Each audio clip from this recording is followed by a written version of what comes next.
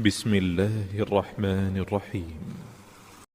إذا تتلى عليه آياتنا قال أساطير الأولين. كلا بل ران على قلوبهم ما كانوا يكسبون. كلا إنهم عن ربهم يومئذ لمحجوبون. ثم إنهم لصالوا الجحيم. ثم يقال هذا الذي كنتم به تكذبون.